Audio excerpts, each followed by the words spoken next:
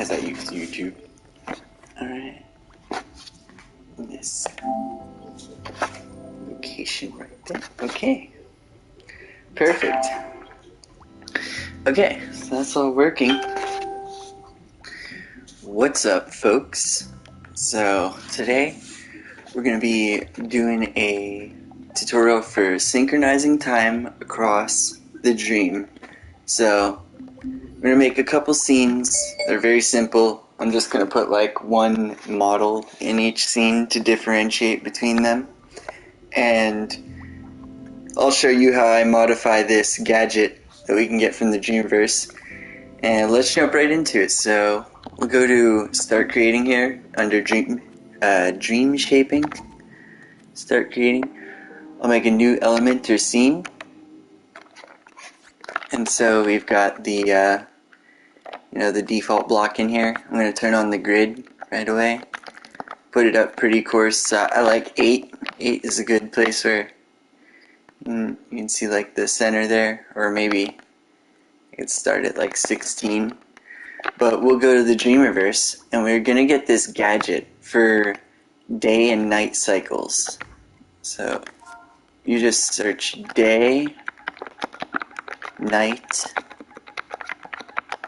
cycle. And it's called version 2. See, it shows up right here, day night cycle v2. That is by, who's that by?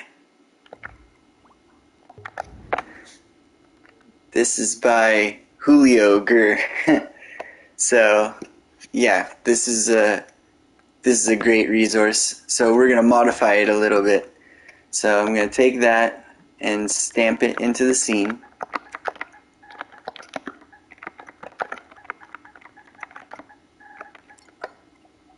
Day night cycle v2. And the first thing I'm gonna do to edit it a little bit is I'm going to see the widget that actually controls this day-night gadget. It's actually like somewhere in the sky here. So it's the center of both of the sun and the moon here that rotate around. So it's like the pivot point, like the axes. So I'm going to find it and bring it to the center of the grid here so that whenever people import it, they will be able to stamp it and see, so that they don't have to do what I'm doing right now, like fly around and look for where the little microchip is, because it's on like a cylinder. You see all these stars, you can... Oh, there it is. It highlighted in the bottom right corner there. So right here, there it is. So I'm zooming in. So that's why I left the initial block in, so that I could find the center of the grid again.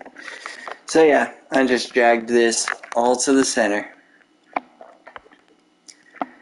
so that when we export this, when people stamp this into the scene, they'll be able to just see it right away and then be able to get into this microchip. Oh yeah, a way we could have found that faster, by the way, real quick tip, is in show and hide, turn on electronics and then X-ray, and then yeah, I could have seen the chip maybe. It would look different than a star. But yeah, so there's a chip there, but this is the only one we need to use. So I'll open it, scope out of here, and see it works by playing this timeline. And if we play the timeline, you can see the sun flying around, and then on the opposite side of this axis, the moon flying around. And it just keeps flying around as the timeline loops. It just keeps looping forever. And so the playhead here on the timeline is controlled by this timer output. So that's a value between 0 and 1. So once it gets to 1 at the end of the timer, but our actual amount of seconds is a different value. That output here is current time. So current time will output 58 right now. Target time would output 60. But this timer output would give you like 0.98 or something, whatever fraction, whatever floating decimal 58 out of 60 represents, you know, because this timer output gives you a variable between 0 and 1. So that's important to remember because we want to use the current time as an output. We're going to modify this chip really slightly, just a few things, and it'll allow us to use the same time between scenes. Now, this is set to 60 seconds right now. The current time is at 58. Put it to 0. I'll put it to 0. 60 seconds is a little fast because, yeah, it takes about 30 seconds. It's pretty good for troubleshooting. I'll put it to about 80 seconds. Make it a little bit longer so that it doesn't switch between day and night too fast. So we can move between scenes and make sure this is working. But you'll also be able to check it by this variable that we're going to create. So whenever we paste this gadget into multiple scenes, if you change the timer, you have to change the timer for all of the scenes. And you have to change this variable too. So we're going to stamp in a variable. Go to Gadgets, go to Logic and Processing, this yellow group, get a variable that has the X here. And bam, once you stamp that in, you have to name it. And the way it works,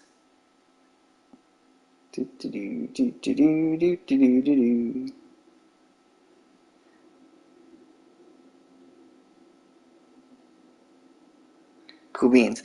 The way it works is whatever you name this, I'm going to name it time. As long as it's called exactly that time in your other scenes, Dreams will understand that it's the same variable if we click this on right here called persistent dream. So I'm going to turn that off, and I'm going to turn that on, persistent dream, and I'm going to turn off restore value on rewind.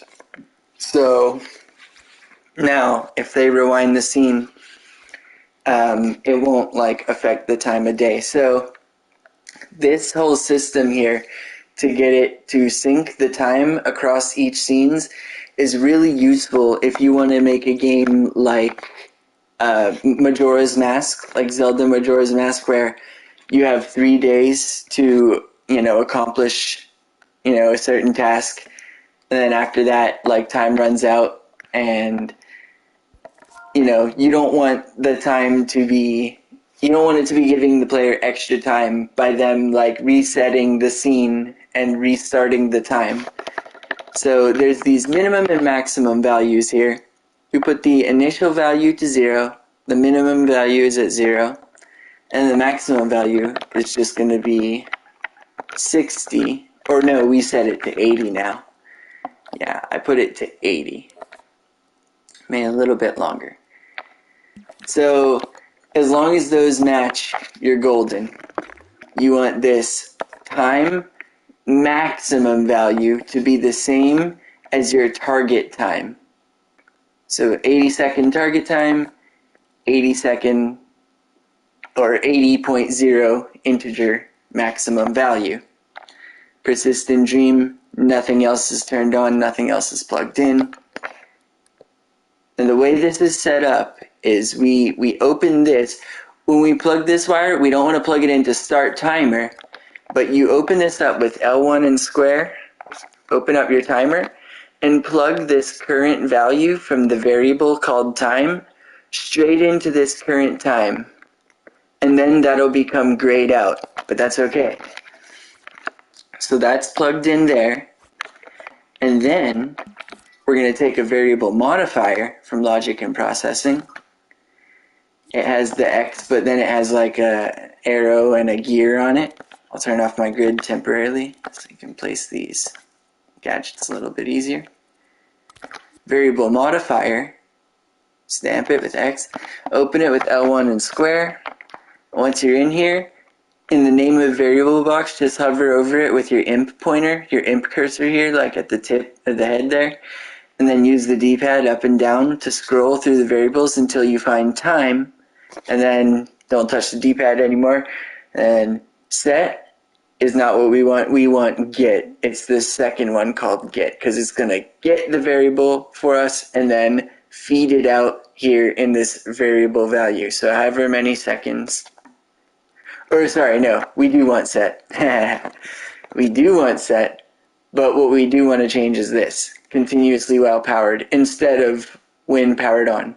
Because we want this to constantly be updating the time. The timer controls the variable, and then the variable in turn sets the current time.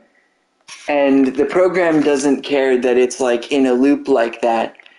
But what this allows us to do is that when you enter a new scene, the program instantly checks what the variable value is and plugs it into the current time. So that's how you get the time to stay synchronized across scenes. So that's at set, and it's at continuously well powered. We don't have to change anything else. As long as you got time there up in the variable name, or whatever you named your time variable, seconds, you could call it, because that would be more accurate. Then you open your timer with L1 and square, and then on the opposite of current time, we hooked this up, the variable, straight into the input. Go to the output of current time, and plug it into this operation value, it's called. And it has a 1, 2, 3 right next to the variable modifier. And it's important. You don't want to plug it into the power, but you want to plug it into the operation value. So it'll always be feeding that value there. And since it'll always be on, continuously while powered, it'll always be setting it. And the timer will move. So if you hit play right now with the right stick, you'll see your values being updated. So we know that this is working because this is moving with our timer. So you can see that is the same as our current time in here. So now that we've got our loop, we can stamp this version, our edited day and night cycle, into multiple scenes, place them in the same dream, and since this time variable has persist in dream turned on, dreams will recognize that this is the same variable. And so when we leave a scene like this at night and go into a new scene, it'll be night in the new scene too. And it won't reset to the default initial value, which I like to keep at 0 for time. But you could put it to something different for the scene you start from, if you want it to start at day. But then the other ones you leave alone because they'll just get it from this wire. So that's all we have to do here. I'll just add a few nodes. Bloop, bloop, bloop, and bloop. Yeah, I like to do that. And then I also like to do that. Cool. So this is our new chip now. Just drag this over here. And I'll go ahead and name this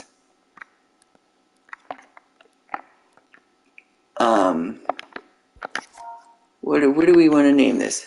Day and night cycle.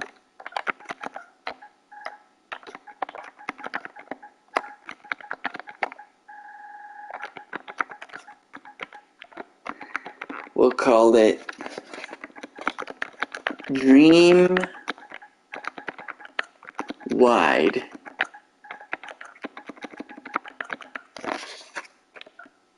Or universal, maybe? Dream wide. And I guess it's not really obvious what dream wide would mean, but even universal, it's so hard to think of what I should name this. But it's like, if you know what it is, you know it's badass. Or I guess it's V3 now. Yeah, I'll do it that way. Day and night cycle V3.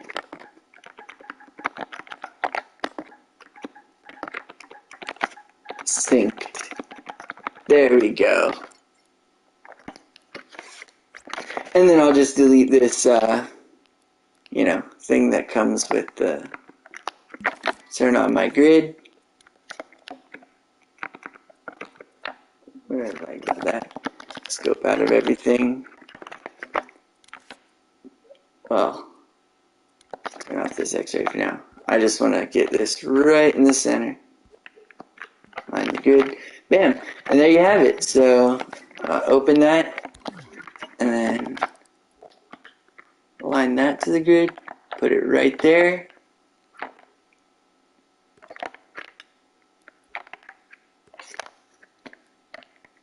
Perfect. And if I press default, am I facing the right way? Yeah, we're facing the right way. Perfect. So yeah, we'll save this like so.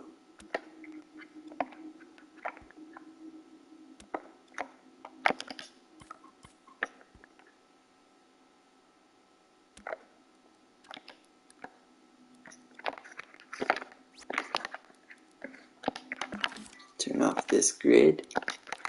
I'll press the anchor here so that it saves the position of my chip menu, right?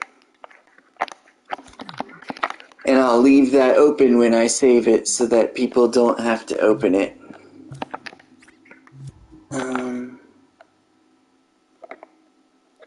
Yeah, cool. Quick save. This is an element. And it's going to be a contraption element. It's not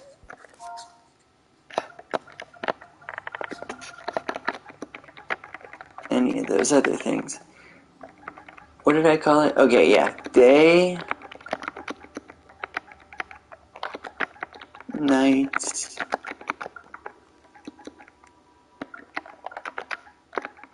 cycle, V3.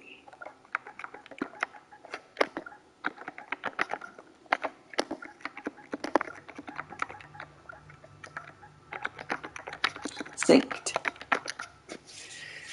Cool. And now I'll go ahead and demonstrate this real quick. Yes, I'm going to save it online. It's public. Save.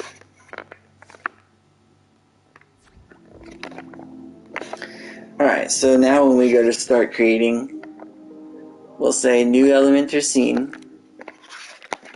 And we'll make 3 basic scenes really quick. And when we place our puppet in this scene, one important thing we need to know is that the controller sensor inside this puppet logic has to be named to the same thing, just like the time variable has to be named the same way, in order for the doorways between scenes to put our puppet, like, positionally where it needs to be. The doorways will work and bring us to each different scene regardless, but if you want it to move the puppet to the correct place, like we're going to put doors where we want our puppet to show up, then you need to make sure you name the controller sensor inside this puppet logic. So L1X to scope into the puppet, L1X on the chip, at its feet here to scope into the chip. And then when you're in here, what is it? Yeah, we need to follow here. Yeah, controller logic. Brain fart. Okay, controller sensor. And then now it's L1 and square to open this menu for the controller sensor. And I don't even know if we... Yeah, once we do that, then right here at the top is the name. I'll make it a little bigger. See, controller sensor. It's just called controller sensor. So, it's not named anything. If you name it like P1 for player 1, then you just name the other controller sensor in the other scenes P1 as well. And then it'll teleport your player to the position gizmo that we put on the doorway. So here's our first scene, and we could differentiate this scene from the others. Hey, we could just tint this, but that's boring for that to be the only thing we do. So, okay, we'll tint this light yellow, I guess, and we'll make a little cactus. Sculpt. Grab a green cylinder. Okay. Okay. Gonna grab one and get that grid coarseness down a little bit, okay? Cause too much. And then you press L1 square while you're about to place this cylinder. Go ahead, bring it all the way to the top. Well, however high you want your cactus, stamp it down. The next thing to sculpt here, while we're still scoped in, do this whole thing, is a sphere. But we don't want the whole sphere. We want to go to the guides, I believe it is. No, not guides. We're not going to guides. We just press L1 and square. And then we'll go here, section. And click it once so that you get 2 for a section. We stamp it. And then rotate it. Just grab it with L2. And then right our stick left and right to rotate it. Bring it down on top of there. D-pad down until it matches your cactus diameter.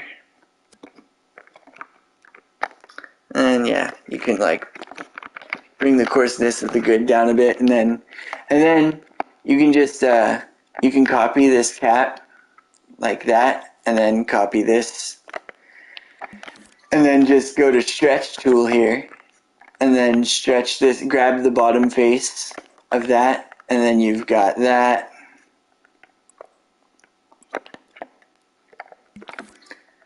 Copy it.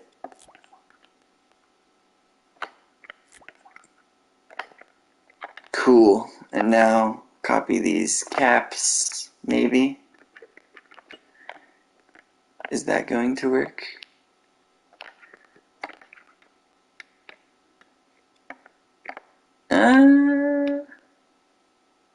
Yeah, I guess it's part of what works. Yeah, because then we'll do that, and then we'll copy the cylinders and rotate them like that. Boom, perfect. Now there's the cactus that we've sculpted.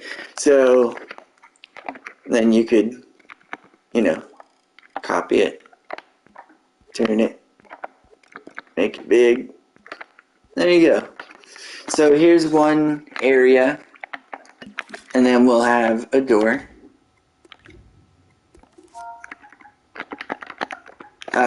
What is that called? Oh yeah, a saloon. Saloon door.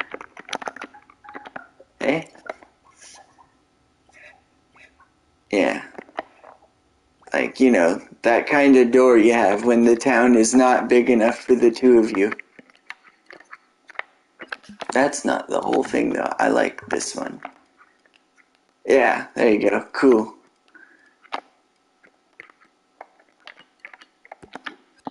Okay. And I'll take these. I scoped in. I'll just grab them then. L1, circle, get out of there. Grab them with the R trigger, and then just press triangle to get them to realign to the grid.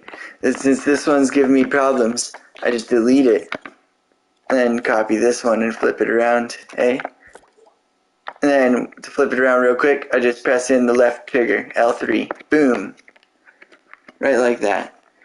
So we will real quick set up some connectors, boom.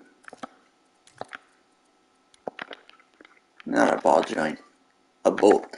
Oh, it doesn't matter which one you pick, you can change it after. Grab that, that's the parent, there's the child. That saloon door is the child. Now something looks to have gone wrong. Oh, they already have it wired up, that's cool. At least on this side. Okay, so in that case, check this out. We're going to... no. If only. Too convenient. I would have just copied it. You know what? I can do that. Watch this. I'll delete this. I'll just scope into here. And then once I'm all the way inside, I'm just going to take a cube and subtract it. And then grab this color so that it doesn't look weird. And I could say that's in the middle. L1 square. Bring this wall out. Bring this bottom face down. And now I just stamp that. And I get out. And now I can scope in, delete that little piece there, and then just copy this entire thing and flip it around. Cool beans. So that's that. And now we'll have our trigger zone. So go to gadgets, green, trigger zone. Bam. We sometimes turning the grid off helps you surface snap too. But in this case, looks like we're good to go. Snap that there.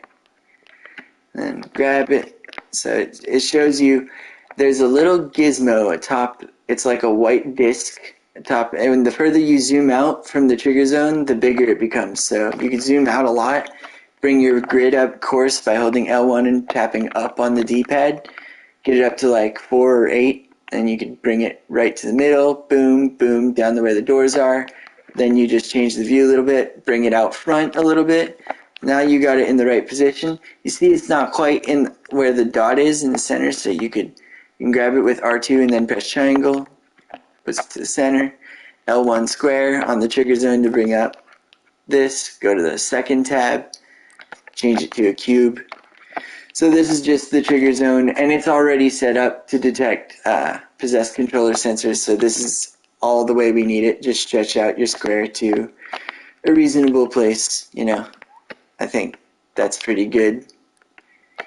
So when the character goes into there, we'll have it trigger the doors opening, and then the other scene. It'll bring us to the other scene. So we'll stamp a doorway. In gameplay gear, it's the gray menu. And it has a door. Put this like on top, perhaps. Make my grid a little bit finer so that I could get somewhere to stamp it. There we go. Open this. And see, as soon as you open the doorway with L1 and square, or yeah, L1 and square, I switch it to two-way. So I like two-way doors. They're the best because you can go back.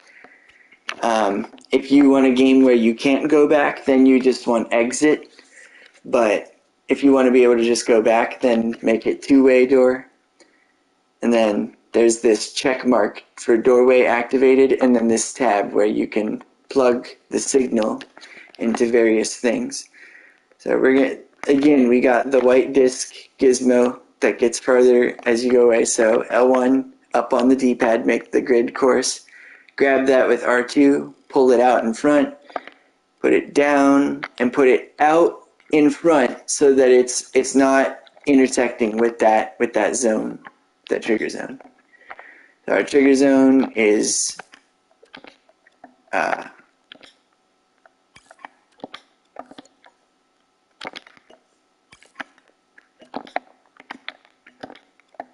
trying to grab this. There we go. Our trigger zone's there. And then our doorway position gizmo is way out in front. And I won't show you them at the same time, I don't think. Well, here's how I can. I'll click doorway. Now I've got my line, and then I'll turn zones on. So see, I have this. This would be acceptable too.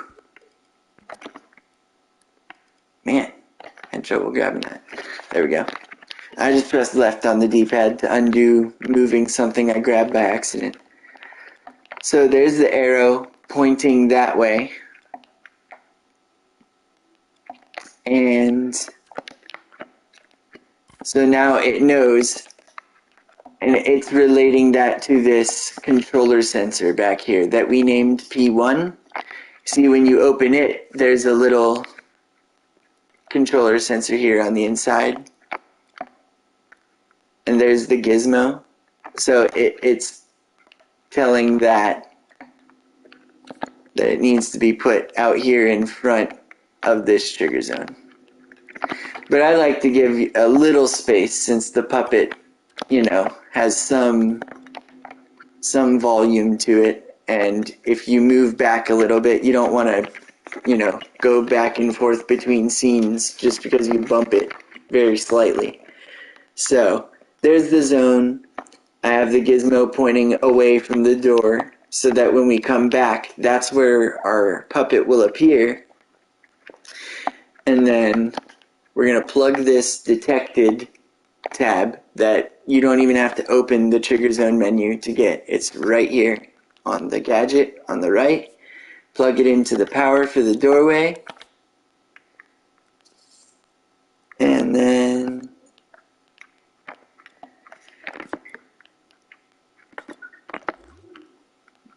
yeah, that's pretty much all you need. And then, well, we could have a keyframe where the doors open as well. Just go to animate here up in the main menus. It's the little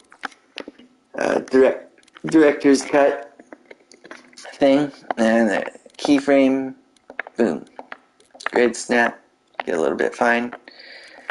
Grab that keyframe, and we can snap it somewhere on here. And yeah, we're getting to the point where we can put this in a microchip, I'd say. But when we put this, we'll take the grid off. Well, we can leave the grid on.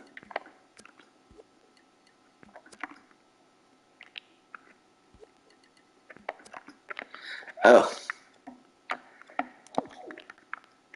Connectors need to be wired up. They have to be rotated. Yeah, these are ball joints. We got bolts. Yeah, this whole door, I might have to compromise here. So we'll stamp a microchip and put this all inside of a microchip. We'll name the microchip door. And then just change it to like I like to use the flag for doorways and stuff like that. To enter a new scene, I think the flag is a good symbol for that. So grab the trigger zone and the doorway that it's wired to, this keyframe, drag it all inside here.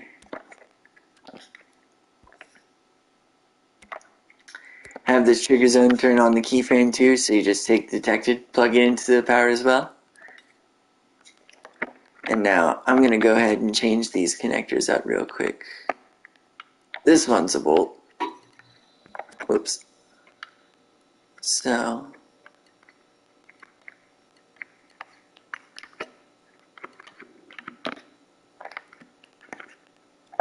is that good?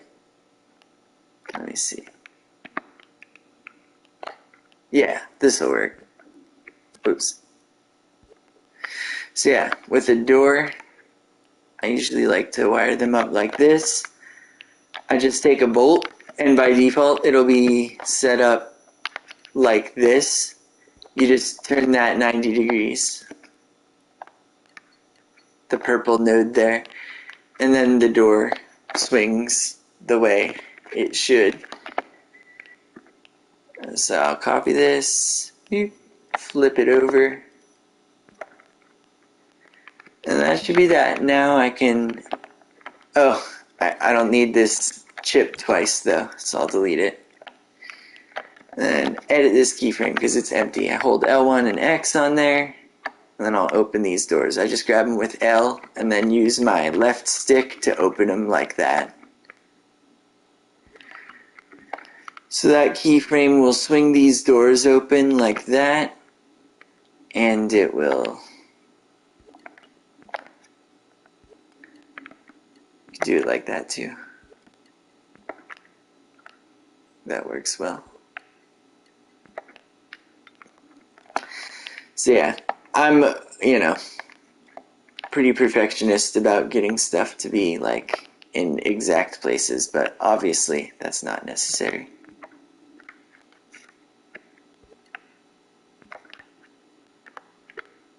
So yeah, that's good enough for me. So if I turn off that keyframe, then they go back to their default position, and I'll delete this wire temporarily just to check, see how that looks. Possess my puppet. Walk up. So yeah, that works pretty well. And as soon as you walk away from them, the doors like kind of swing like mad. So you could handle that a couple ways. You could like change the tightness around on the bolts a little bit if you want, the connectors, but the way I like to handle it is to just add another keyframe that is on by default where the doors are just in their default position. So it's basically an empty keyframe, but you just grab the doors and you don't move them.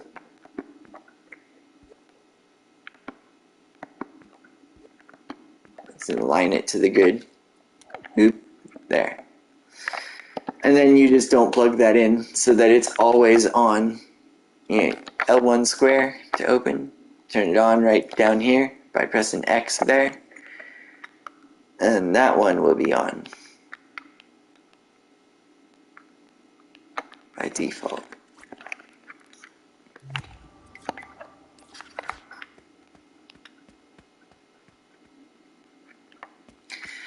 And now, yeah, they're fighting for influence, so that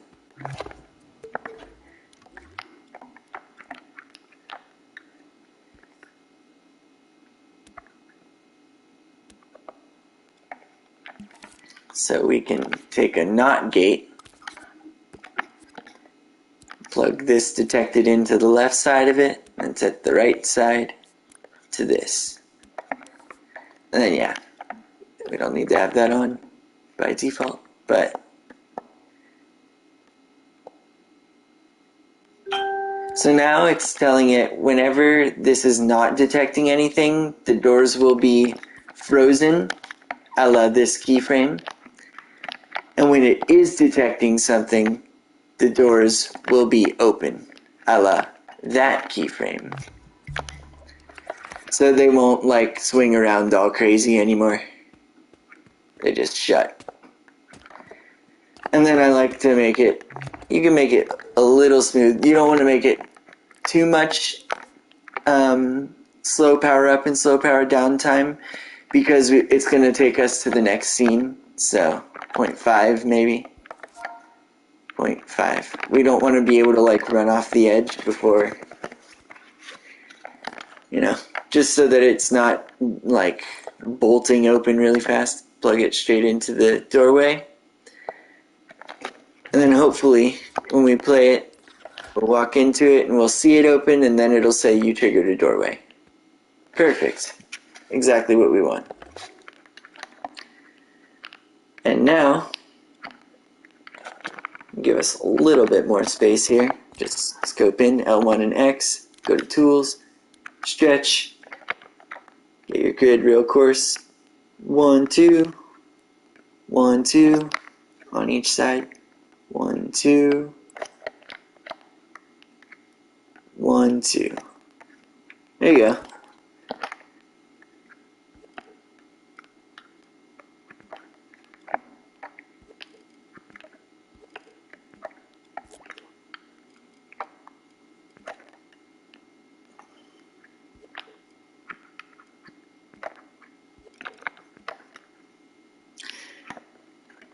There you have it. So that does it for this scene. So I'll save this scene. Well, first we'll name our doorway. I'll call this Desert. Yeah, let's call it Desert. And file. Well, file save. Options button. Quick save. This time I'm saving it as a scene, so you want the circle and the scene, alright? And I'll say it's a game scene. Could make it a demo or showcase, but whatever. We'll call this... Oh, whoops.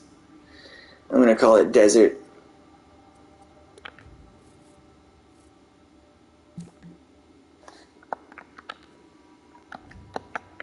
Here. Exit creation.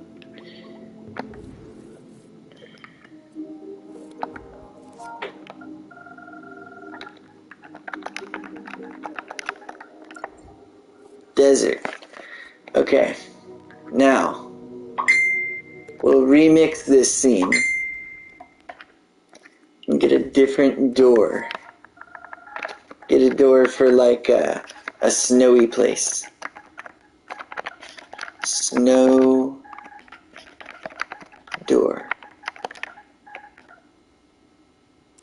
There you go. Here's a snowy door. Take the grid, turn it on.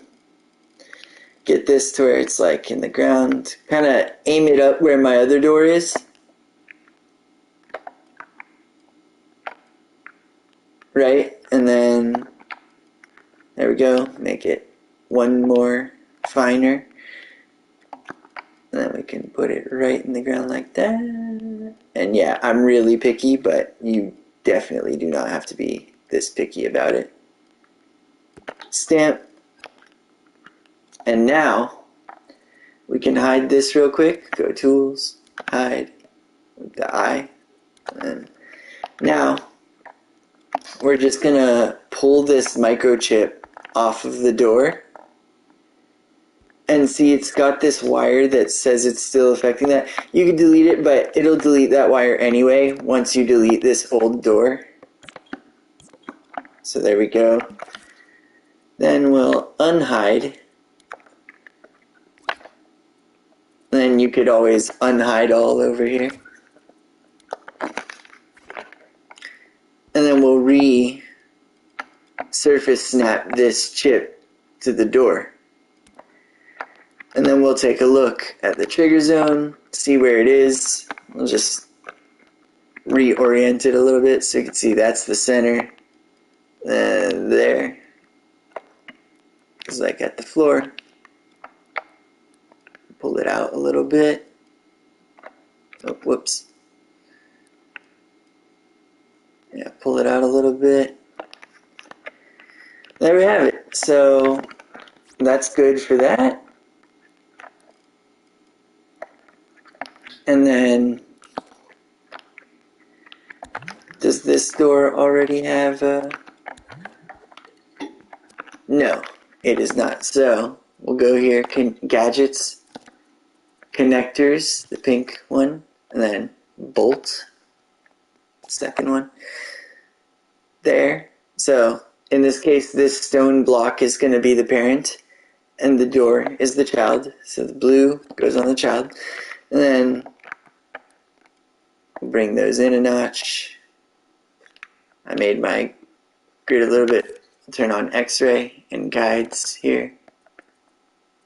Show hide. Pull that in one. Boop. And then we're going to twist this with L2 and then the left stick.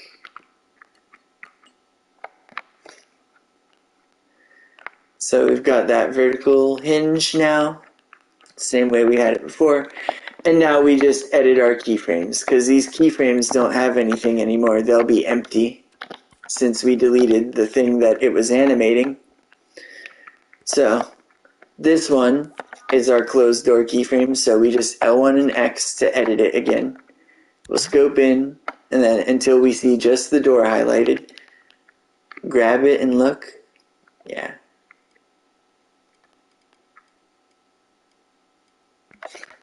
Let's see.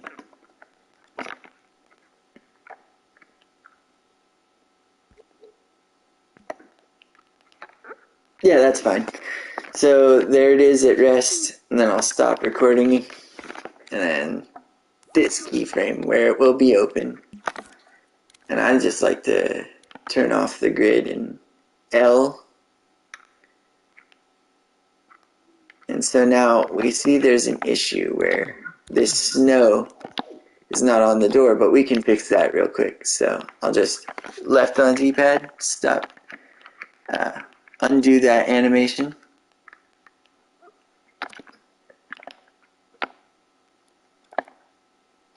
Empty. Okay, so that's fine. I'm going to scope in. I'm going to scope into this group. And then I'm going to take this, this, this, this, and this, because these are all the things that should go with the door. And I'll turn on the grid again, get it real coarse, maybe to like 2, so I could just grab it somewhere here. And then without moving that much, hold L1 and press circle, and then circle again. And now I'm going to group it together, all these 5 pieces, and then I'm going to grab it and hold L1 and press X, X, until I see the door outlined, and then X one more time, and now it's grouped onto the door. So now it'll move with the door when we animate this keyframe. So go in, turn off the grid. As you can see, the snow moves with it.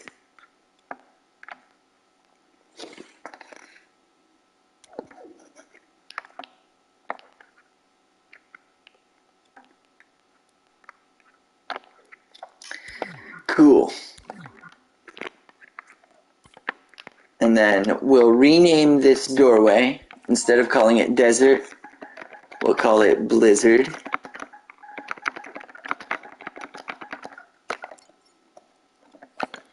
Or maybe snowstorm.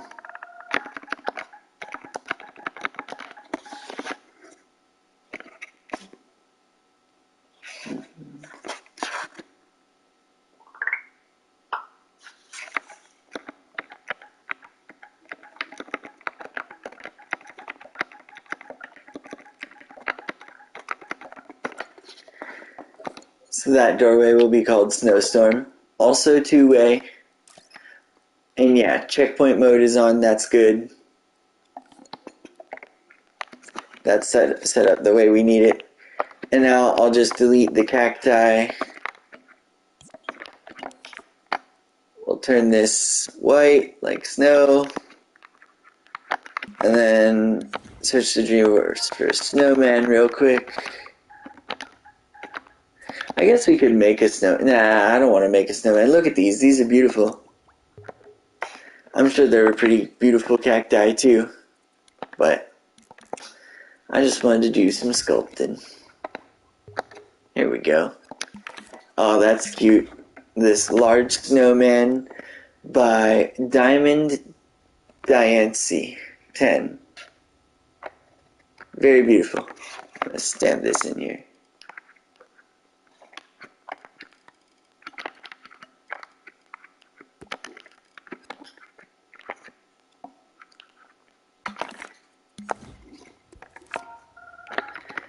Go grab an igloo.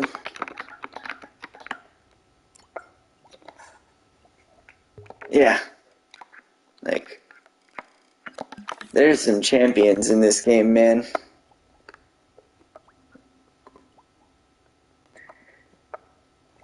very beautiful stuff.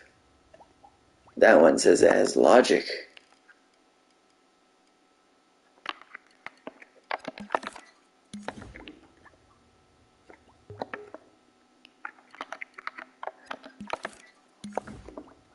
Yeah, I'll stamp this one in there. That looks very much like an igloo. Cool. So now,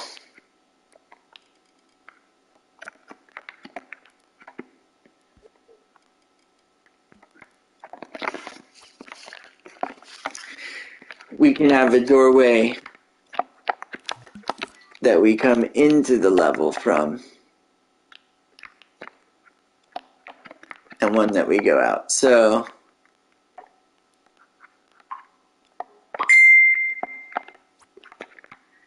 yeah, we'll have to figure out how we're getting all this set up, but I need a third level, so guess we can do that first. Everything's good to go here.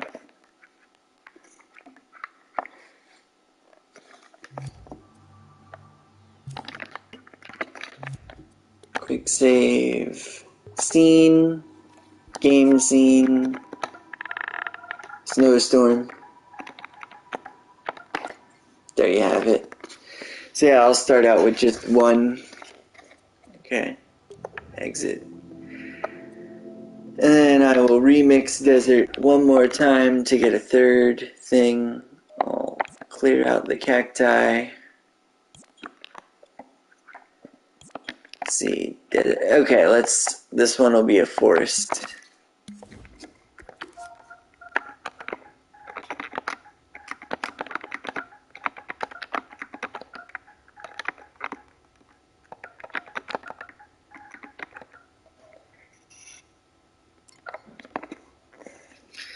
So, a couple different options here.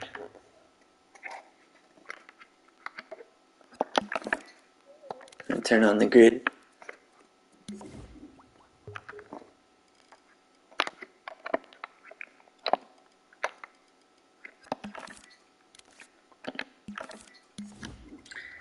Yeah, I guess I'll go with this one.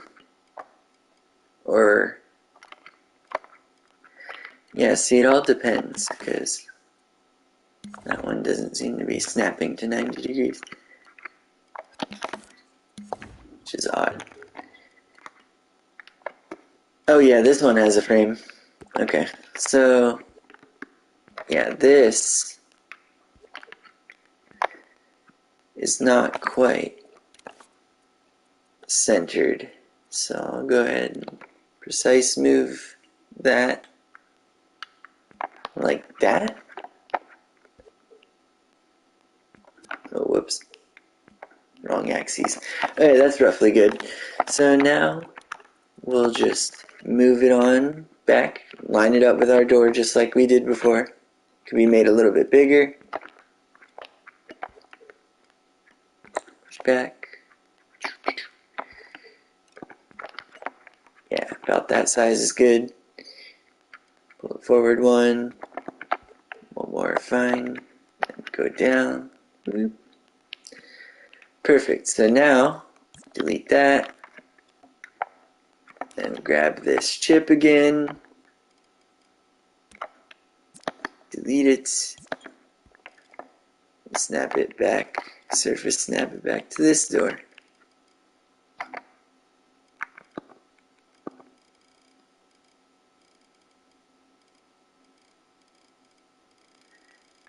Yeah, sometimes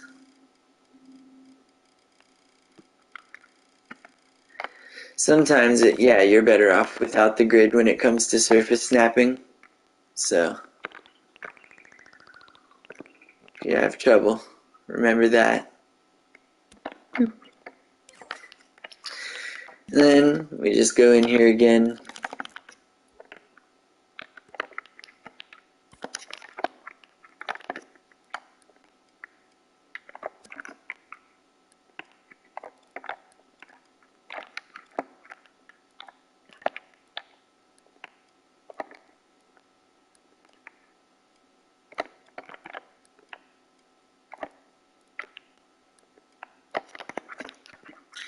Cool. And then with this one, oh, this door already has a, oh, that's cool. Sound effect. That's good. So no door logic yet, but we will add it. There we go. Hold on. Oops.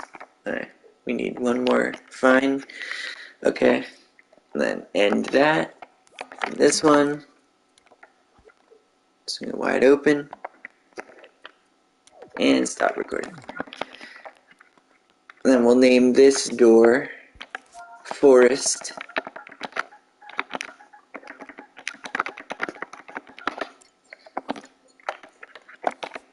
Make this green.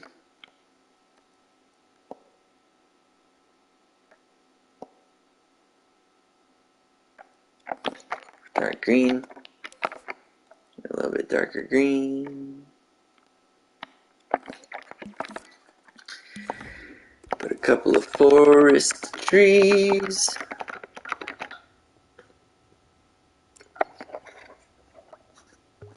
Background forest hill. There you go.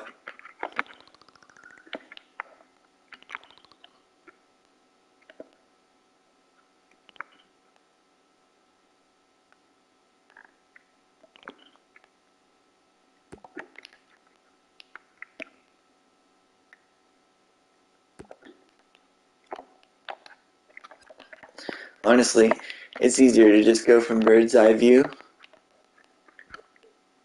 Do it this way.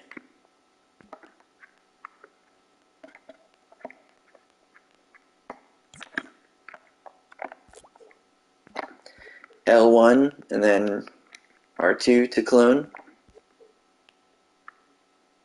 Just pull it over.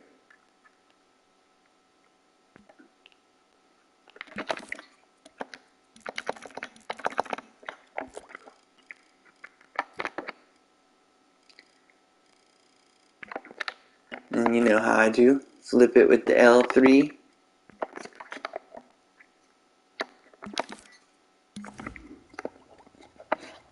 I'll just get, oh, here we go. And these trees.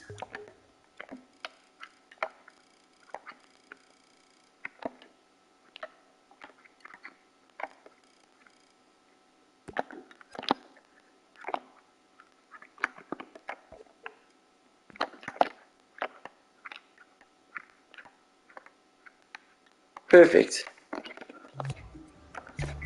Now same thing. Possess the puppet. Walk up to the door. It says we triggered a doorway. Good. But I didn't see it open really.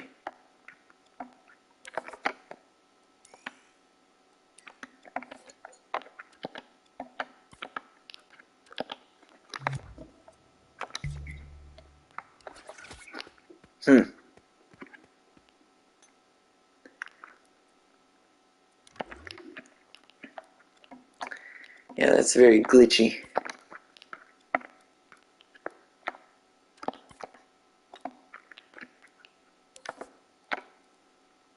Smoothing, yeah, that's on. Try to take that slow power up off.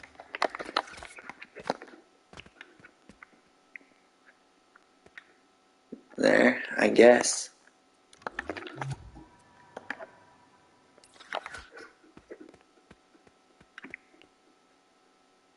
Yeah, who knows what's up with that. But, oh well, we tried. Wonder if I delete that for this one. Oh no.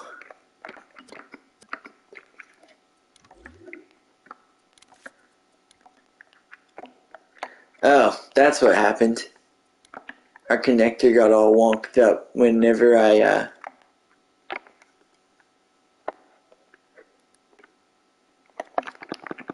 changed the door, I guess. Forgot to set up the connector again.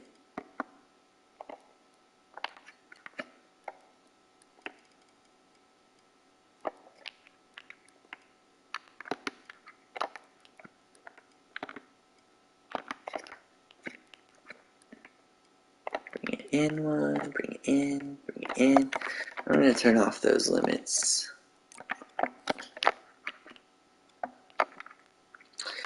Perfect, perfect, perfect. Now it should work. Fine. Nope. It ain't turning. Yeah, something is being strange. Because that does work, like, obviously. So, maybe I have to reanimate these keyframes? Grab.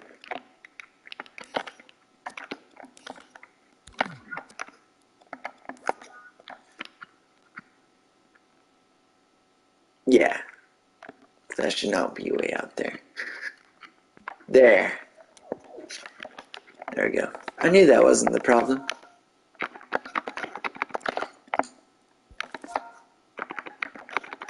Boom.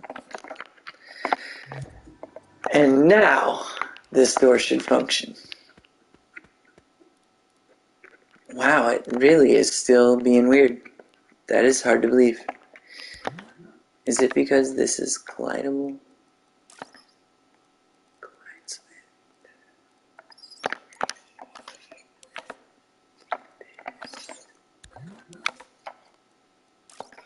Scenery. It's one last thing I could try, but that bolt's now set up correctly, so... And the keyframes are correct. So yeah, if this don't work, it don't matter. I'm giving up.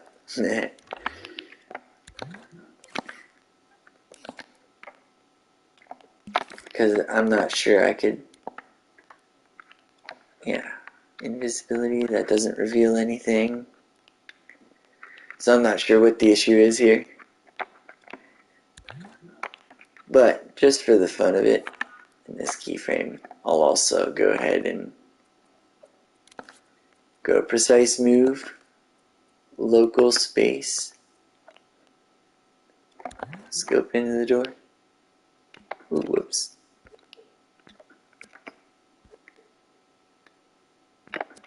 Oh, I guess grid space then. Yeah, because they didn't have it centered. Whoop. So that's pretty neat.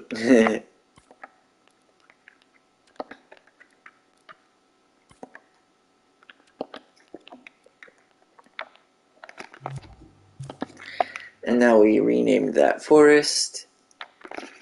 And so now, since this is all set up the way we need, we'll also go ahead and start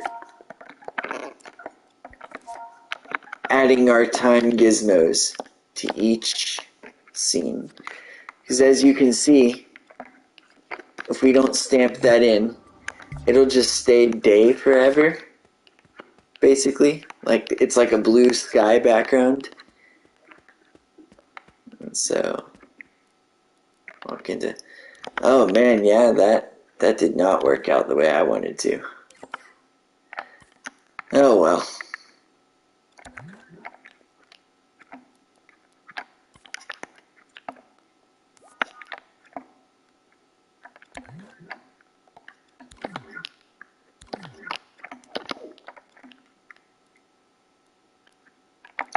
I have no idea what's causing that, but not a big deal.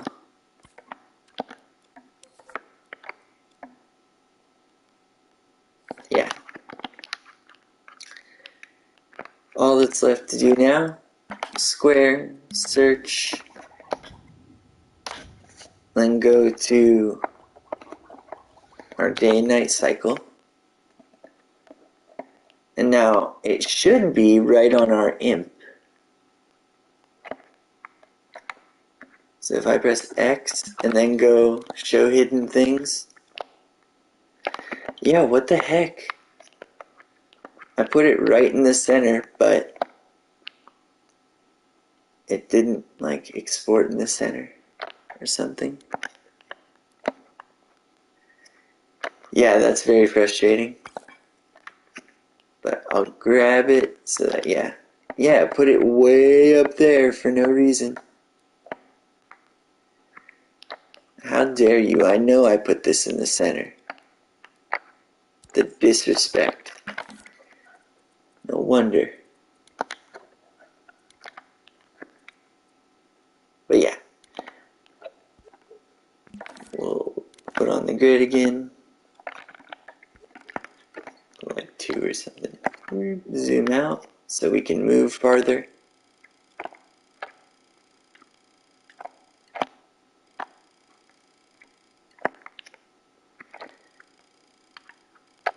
I like to put it like right in the middle of the scene, like in the air a little bit. So there's the middle. Boop. Snap it to the center. Man, that upsets me. I really didn't want to have to go looking for that thing. That's why I saved it in the center. So this is pointing this way, so we'll twist it like that. And there it is. It already has time. And it's already set up the way we need it. We don't need to touch it. But we need to decide which one is going to be... Well, I guess I could just make a chain. Can chain all 3 levels together. So yeah, let's do it that way. I'll close this. Or, whoops, I'll leave it open. And save this. Quick save. Scene. Game. Forest.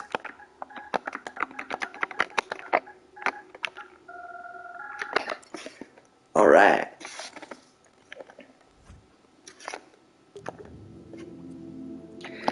So now we can release, well, I could have released these a long time ago. Release that, release this, boom.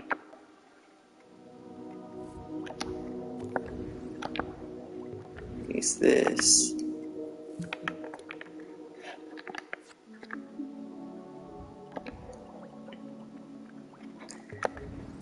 And then forest.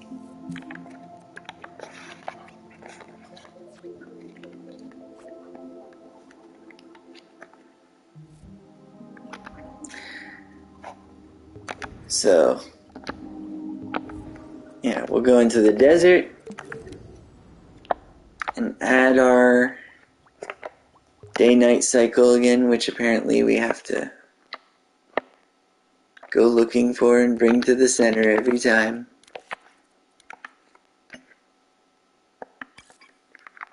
I don't know why it's way up there. Makes no sense. But here we go.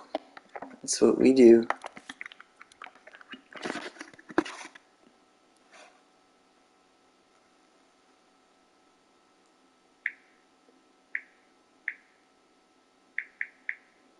Yeah, it's on PlayStation.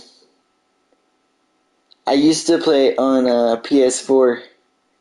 That I got into it, and it runs a lot better on the new PlayStation. It's crazy.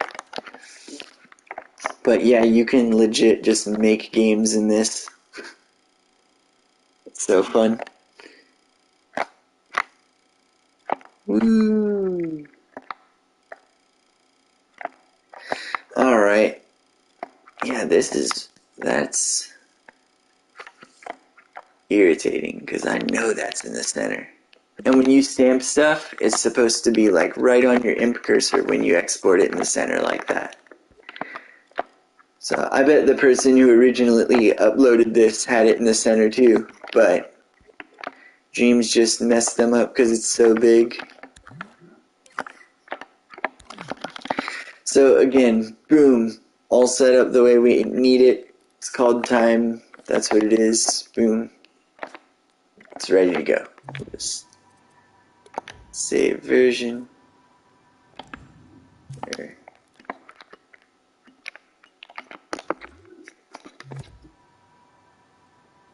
Yeah, Quick save. Sure.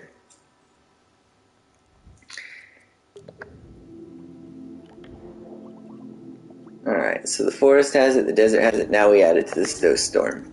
Snowstorm. Snowstorm. I should have remixed them after I added this widget, because then I would just be able to,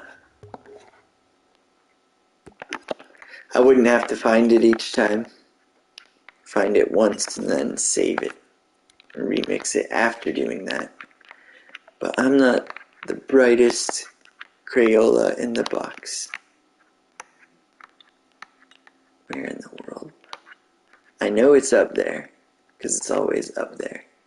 Oh yeah, my trick. X-ray. And...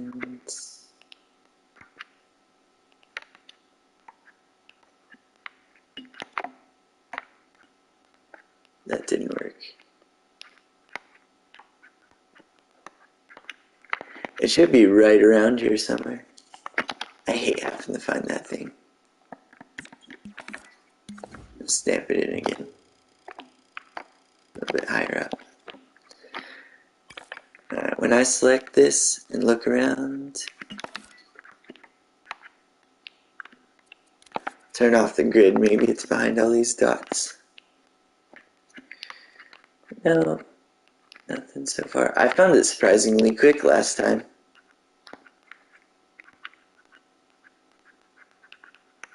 Tempted to just remix the other scene and overwrite this one.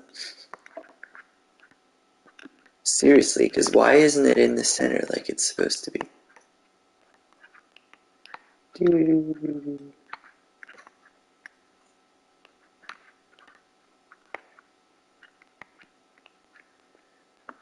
I'm looking for like a stick shape among all these stars.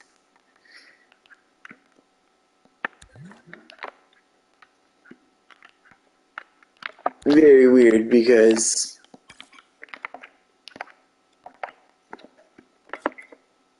yeah, if you play, everything moves.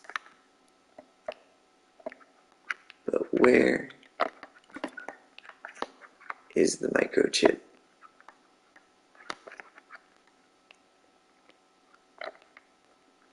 There's the sun, there's the moon. Should be right in between.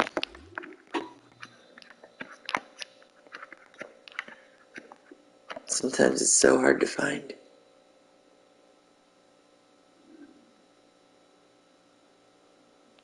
Spin around. Looking for like a needle in a haystack.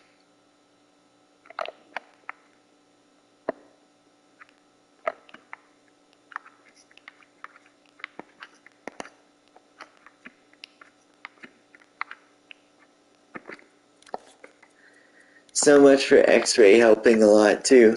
Like, I thought it helped.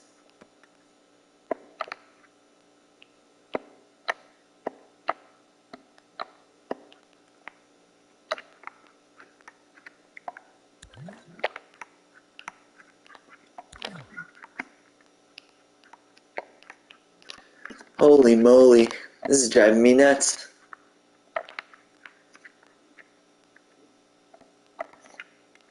I really wish they would just center it when you save it in the center like that. Oh man. Like, what is this nonsense? I'm about to import Snowstorm into this. Because when you hit edit, it's right there in the center like it's supposed to be.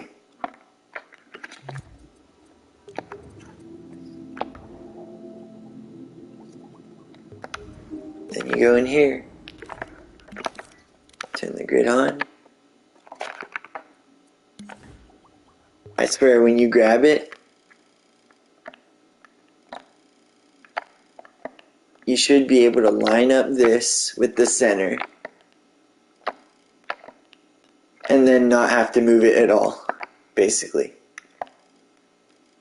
Like, right like that. And that's where it should be when you turn on invisibility. But it's not. Like, what did they do? They messed us up so bad. Oh, there it is. Here we go, finally. Like, what is this thing doing all the way out here? I don't understand that.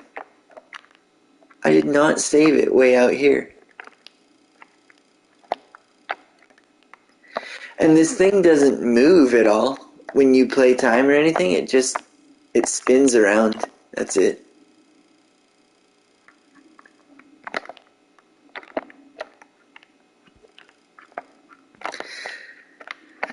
But here we are back in the middle with it. Boop, boop. Cool.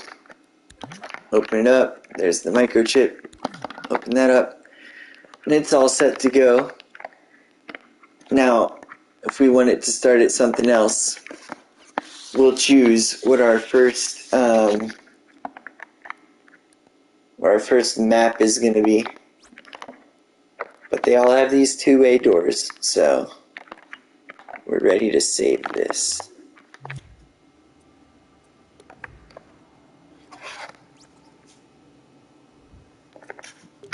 Cool. So now, the name of the game is to make a dream out of these scenes that we just made. So when we go in to start creating this time, we click the rectangle that says New Dream. And then when we search now, we're putting scenes together. So we grab forest, boom, put it in. Grab desert, boom. And grab snowstorm, boom. So here they are. And the first one you put in will be, the first scene that it plays. It'll automatically wire this up. But we want this door to take us here, though. So I do have to add another doorway. I knew I had to add another doorway. So let's add an entrance to our forest.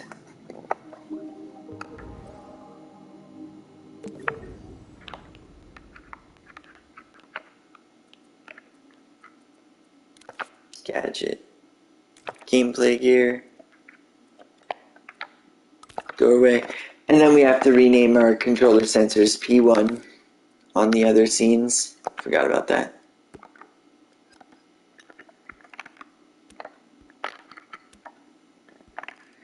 Here's the doorway. Here's the gizmo.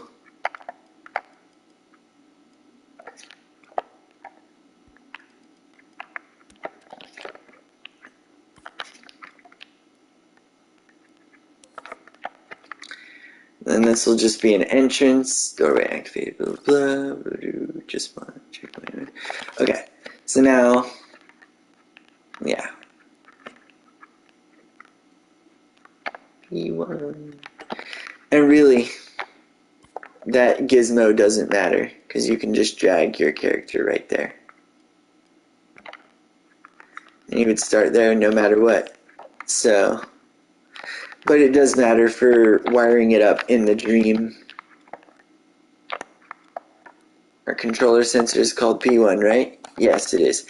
I think they might all be called P1 because I might have did that before I remixed them. So, quick save. Boom. Now you can see, because the way we set this chip up, every single scene begins at night. Here in the forest it's nighttime because this is 0. Here in the desert it's nighttime because the time is set to 0 right here.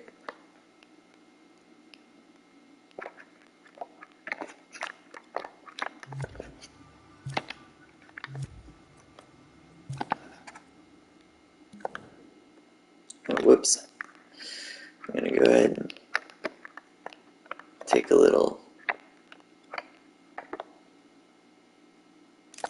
camera bookmark and then delete it just so I can save this again.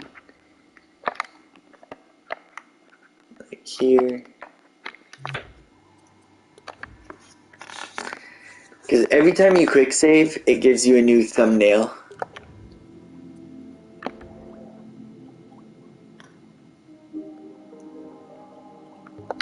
Oh yeah, and I wanted to check real quick. In the desert, you can remember your name, and it is P1. Cool. Yeah.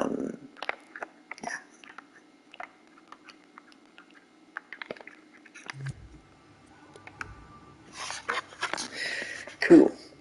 And then it'll be P1 in the snowstorm as well. Correct? Correct. And then the snowstorm will be... yeah.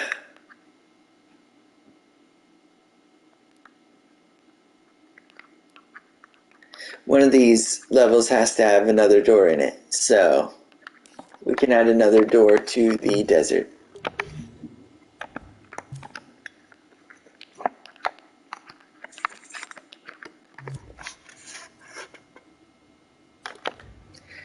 This is all super confusing, but, you know, it makes sense.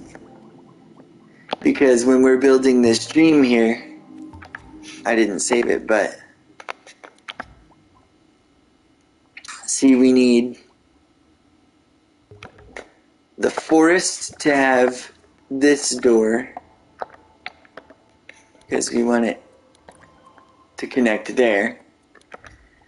And then the forest goes to the desert, which has but it needs this door to go to the snowstorm. So we need to make another door to get into the desert from the forest.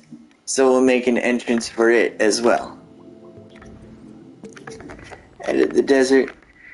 And now this time, I'll show you, since we named all those controller sensors, we can put our actual puppet way off here where he would like fall. But it's not going to put him there. It's going to put him right here where our doorway is. We'll put a doorway.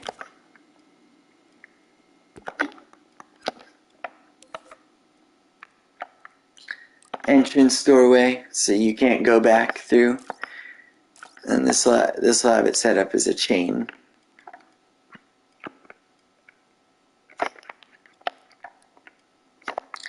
So when you have this entrance doorway that's just an entrance, you don't need a trigger zone for it or anything.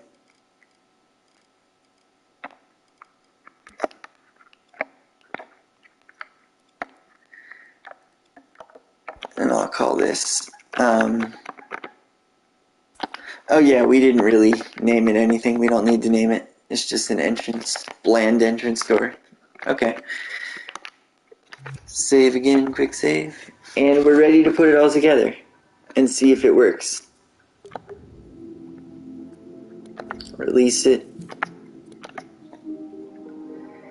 It's the desert, released to the public. Forest, released to the public. Boom. And the snowstorm.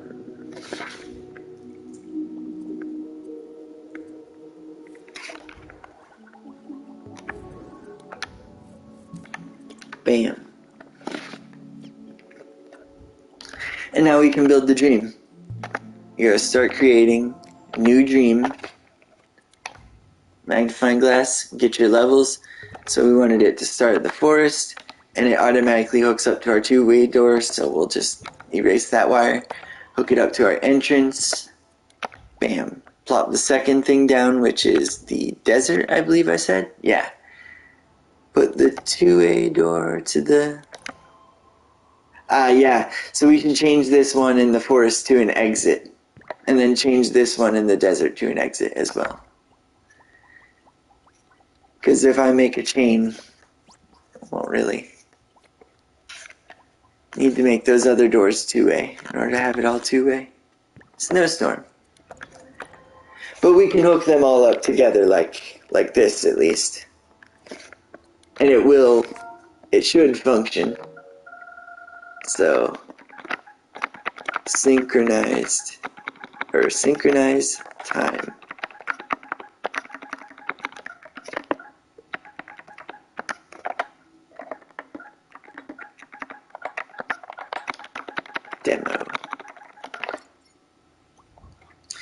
So the whole dream synchronized time demo.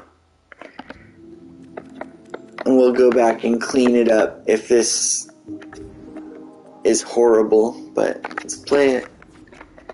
That's our puppet. Go into the trigger zone. Okay, that door even worked. Oh well, it possessed the puppet automatically too for us. So see, I had the puppet all the way off to the side, but it doesn't matter. It transferred him to where the doorway is, because that's where... because we renamed the controller sensor. Bam! And now this takes us to our snow level. But yeah, we don't want to come out there. We want to come out in a different place.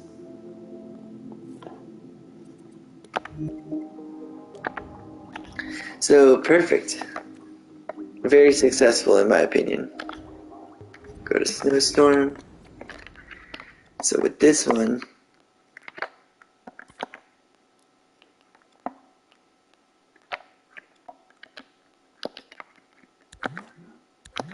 our issue was that this was colliding with this probably. Oops.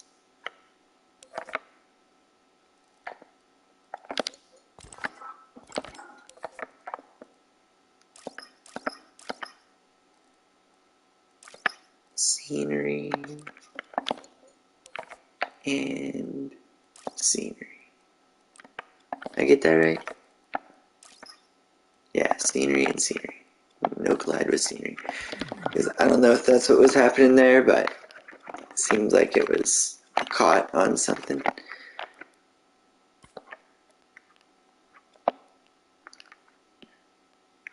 But yeah, so this is our entrance.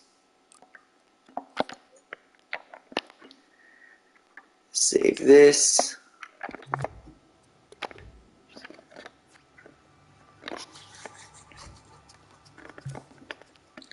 Now one more thing. Because it knew that we were using the same controller sensor, we don't really have to do this, but I like to turn on force possession anyway in all of my levels.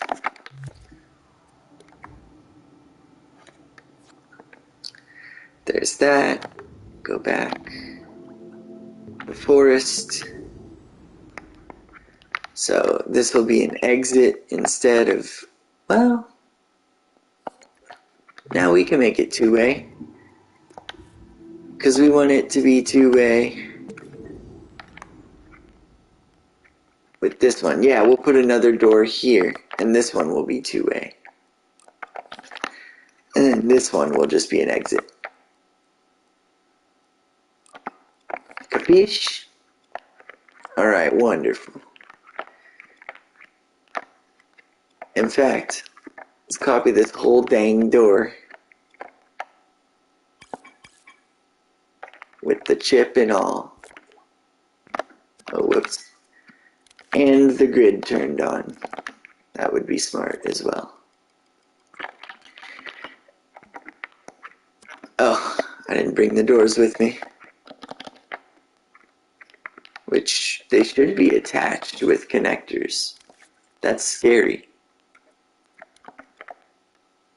Yeah, that's weird. Okay. No matter. There we go. Flip it around. And now, all we have to do is not call this desert, just delete it. And then it'll just be a standard doorway. And we want two-way. Check mode is on. And yeah, it's already set up perfect, so that's good. It's out in front of the trigger zone. Right? Yeah, it is. Not too far out in front of it, but it's got the keyframes. Yeah, I think we're solid here. So now, yeah, like I said, it did automatically possess us, even though forced possession isn't turned on. But I turned it on anyway, because I'm a perfectionist. Right here, just save it.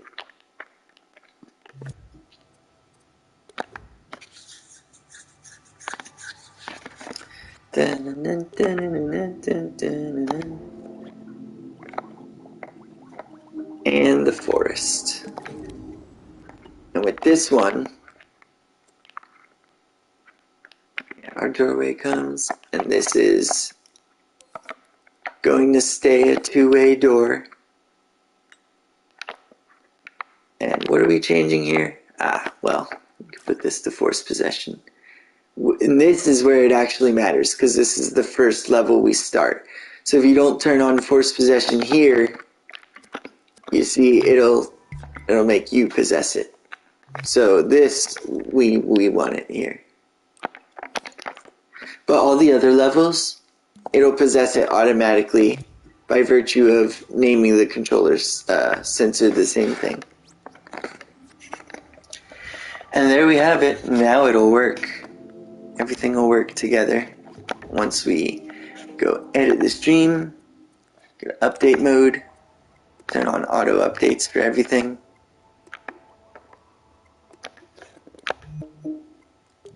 Yes. Save, and now we can test it out. We play, and it starts. Rewind it, see? There's the sun up in the sky. It's daytime. So we know it's night by default in all of the scenes. So let's walk to the next scene while it's daytime and see what happens. Aha! Still daytime, and the sun's in about the same position. And we came from the right door, in the right place. If we go back, because it's a two-way door, oh, we end up here? What happened? So something went wrong. This doorway ain't even functioning properly. But we almost have it.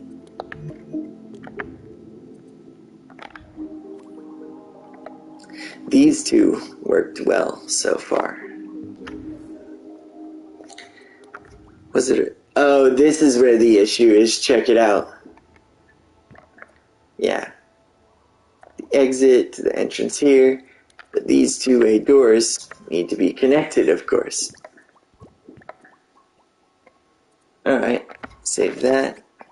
Because, yeah, when I updated them, the doors switched around, so it probably deleted the wires by default. I don't know if that'll fix everything, but go through this door. And now, yeah, it should bring us back to the forest when we go through here, not to the desert. Yeah, see? It just threw us into the, snowstorm by default, because it didn't have a wire connecting anywhere. And it was like, well, that's the only other scene left. But if we run over to this door, it'll bring us to the snowstorm.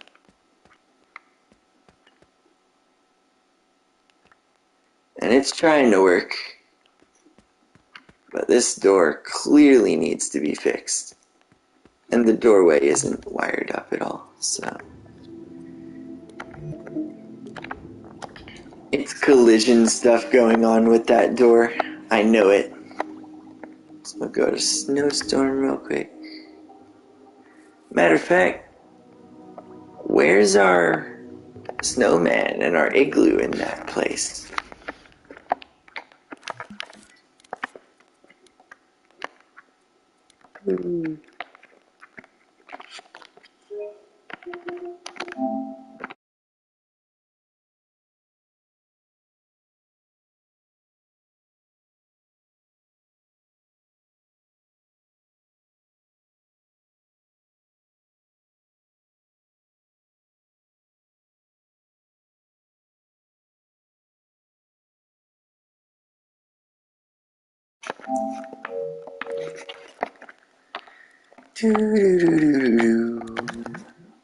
Oh yeah.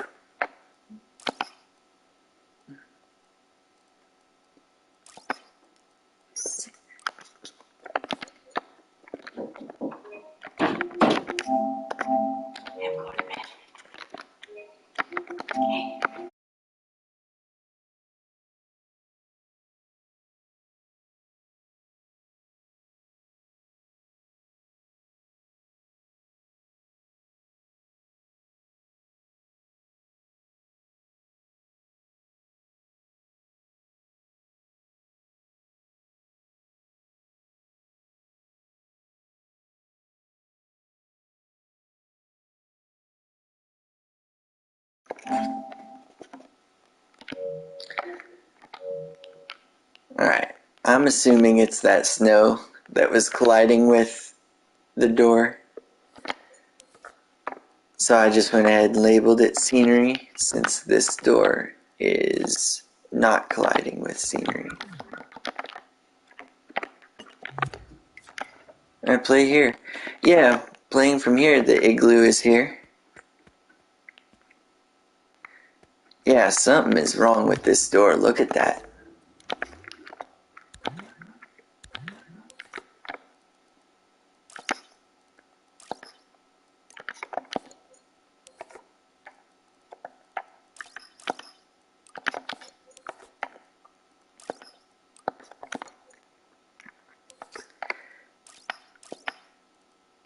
And I think it's our connector.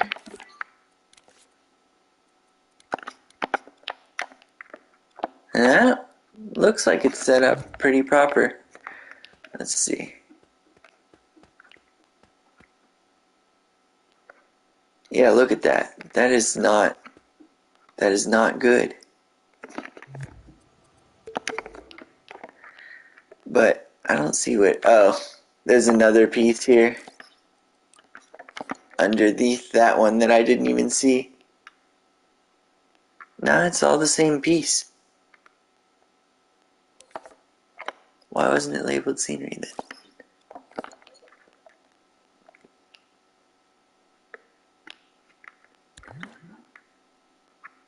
So confusing.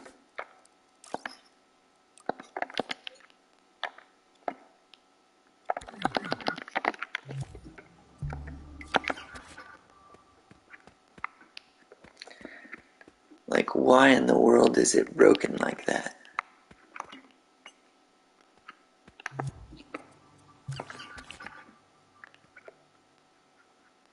It seems like it is colliding on the bottom there, but it shouldn't be. I told this group not to collide with scenery. This whole group should not collide with scenery. And this is all scenery. But forget it, let me try to delete it. See if that helps. Yeah, so it was somehow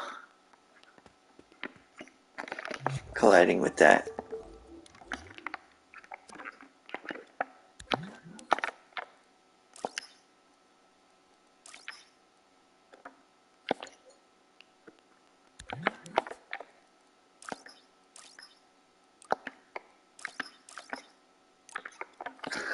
Make them non-collidable.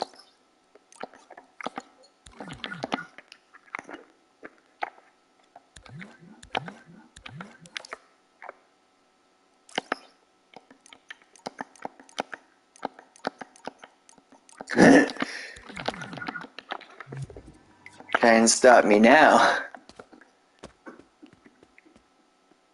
Eh? That's what we wanted. Okay, good. So since this is the last place, this will be the exit to the dream.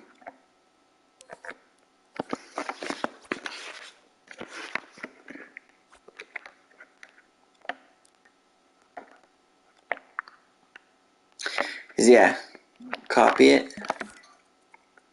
and have one be the entrance.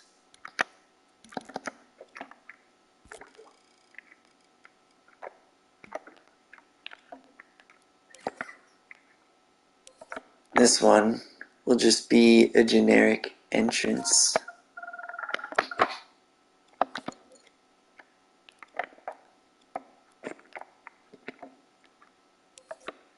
This is a generic exit.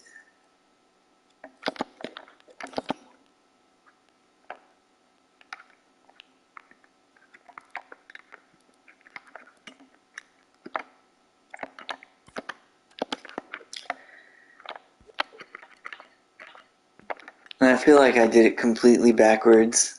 Like I should have had the snow on the other side of the door. But oh well. What are you gonna do? Can't win them all.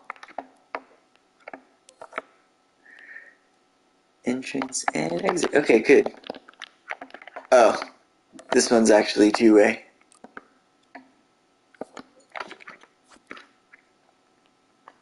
because the exit from the desert should be two-way too. Cool. Save that.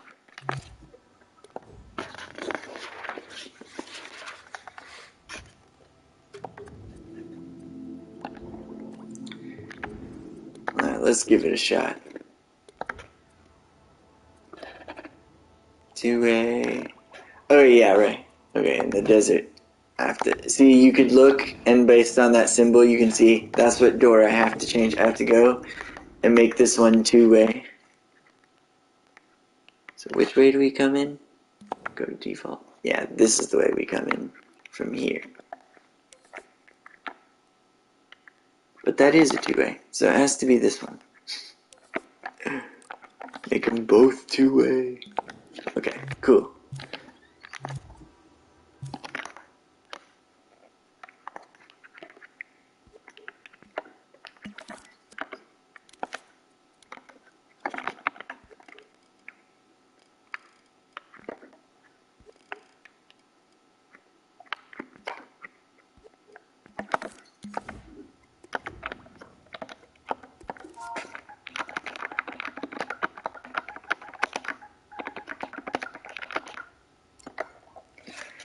Yeah, it's crazy, ain't it?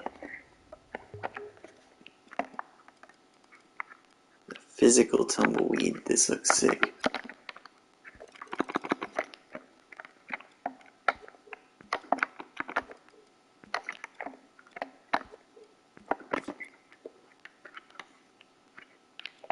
Straight up.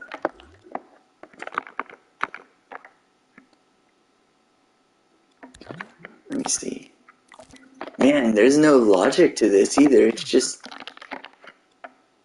set up to tumble like that. That's sick.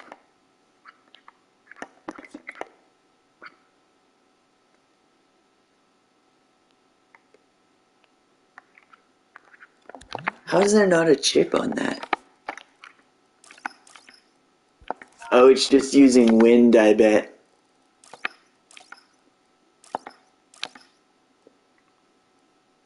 Nope, no wind strength. I wonder how they did that. Made it roll.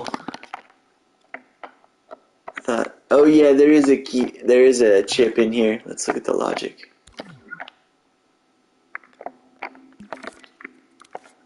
On X-ray, microchip.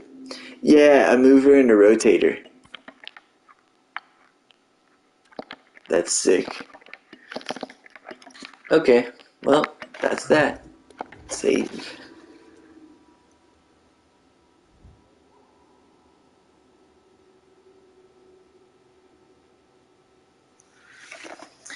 Do do do do do do.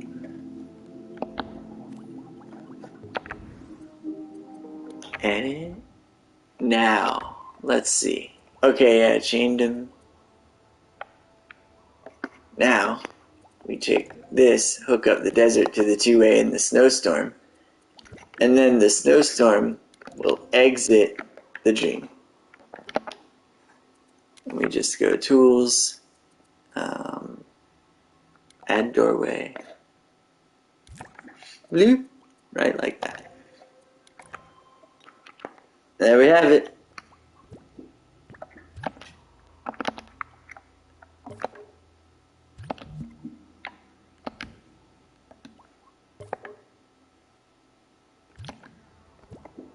Huh.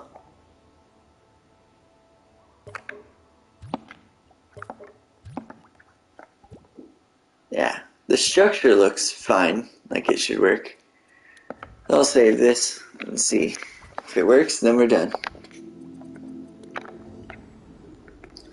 So yeah, it forces my possession. Sorry, the forest is where it matters, I think. Yeah, I don't know if that's what I said, but forest is where it matters to force possess the controller sensor there. Go back through here, back in the forest.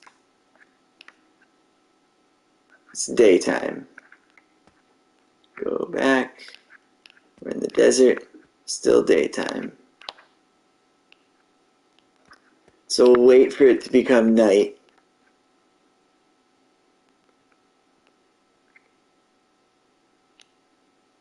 stars are out. And then when we go, it's going to be daytime. Nah, it's still night, my G. So that's how we know it's working. Out here in the snowstorm. And then this door, of course, just exits the dream. So we reset our progress. Yeah, that's exactly how we wanted it to work. We got Puppet, starts in the forest, and it's daytime. It's in the morning, just started. I see the sun almost in the middle of the sky, and we go through the door.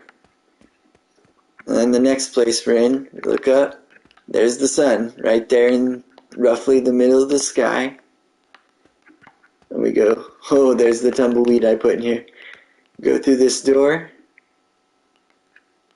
and that puts us where we're supposed to be. And there's the sun, almost all the way down over the horizon.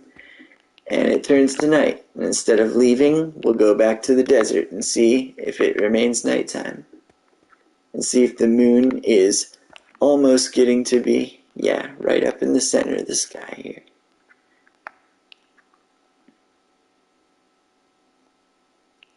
Now it's really dark at night, and the moon is past the center of the sky.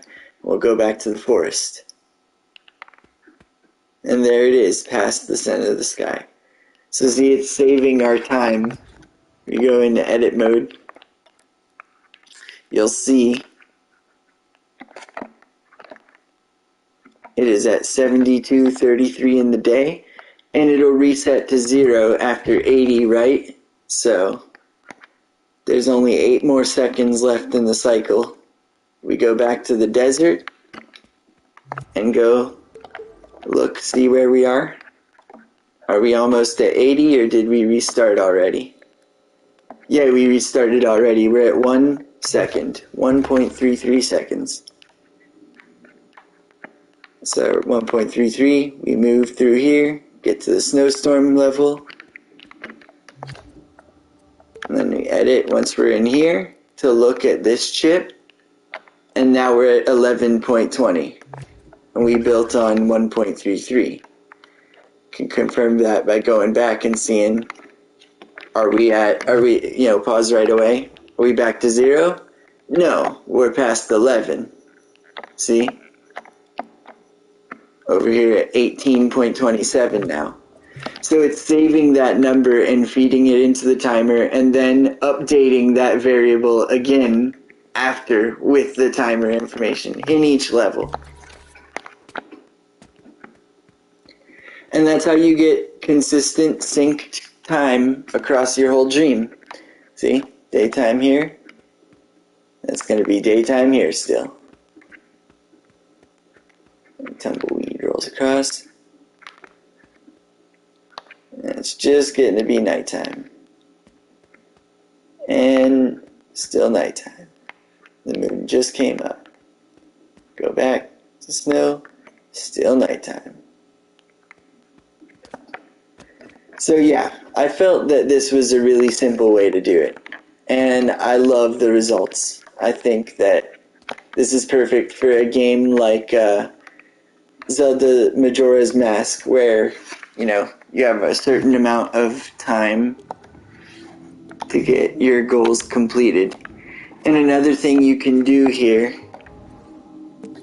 is in this day-night cycle chip, if you want, you can make another variable. You can clone this. Instead of time, you can name it something like days.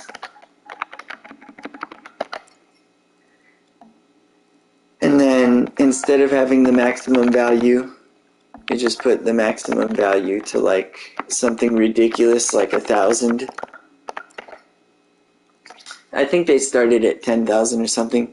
Minimum value is 0, obviously initial is still 0. But now you have a days variable, and you can have this variable modifier.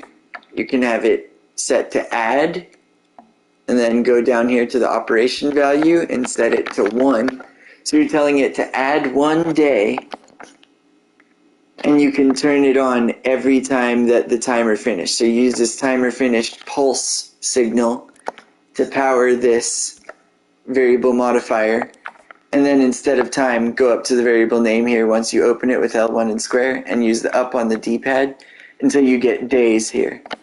So now you see this variable modifier is for days, this one is for time, this one changes every second with the current time, and this one only updates when the timer is finished, and this timer is set to 80 seconds per day.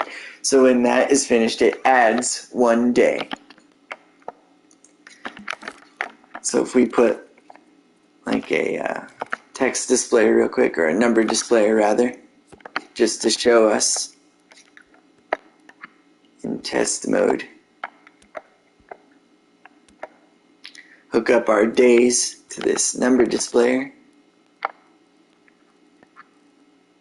And then this.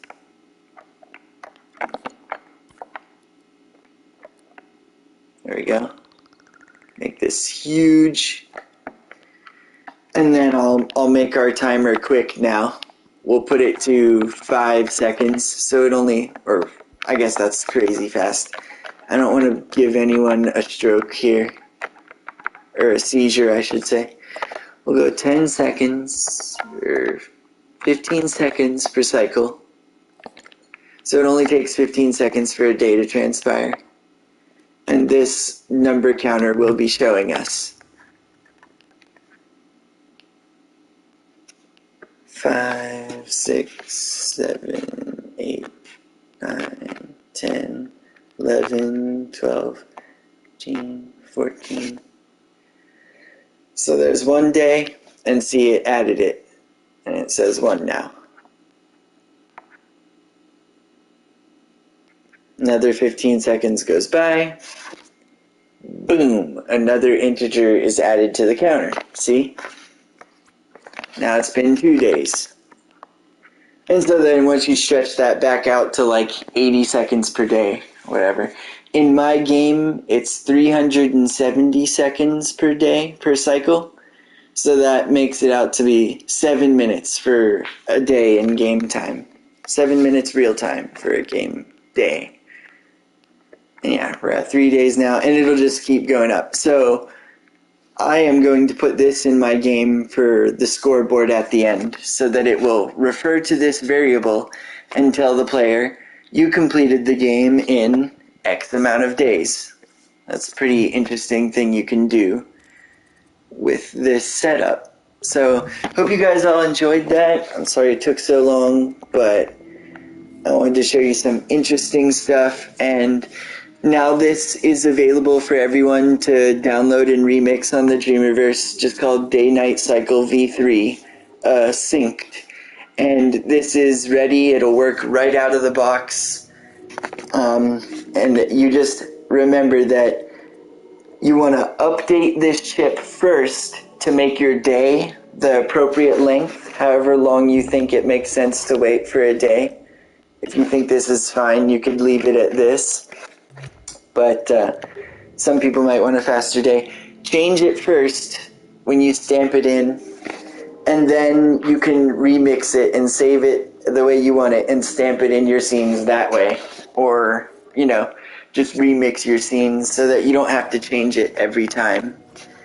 And just make sure, you know, when you do that, after you change this timer until it say you wanted 370 seconds for 7 minutes time for a full day in your game at about this rate, then you also have to change it over here in the variable. Change your time variable to 370, maximum value here. And then you're all set. And then just stamp this into your scene. Into each scene, I should say. And yeah, that's all you need to do. You have this constantly updating variable that carries the number of seconds that have elapsed in the scene.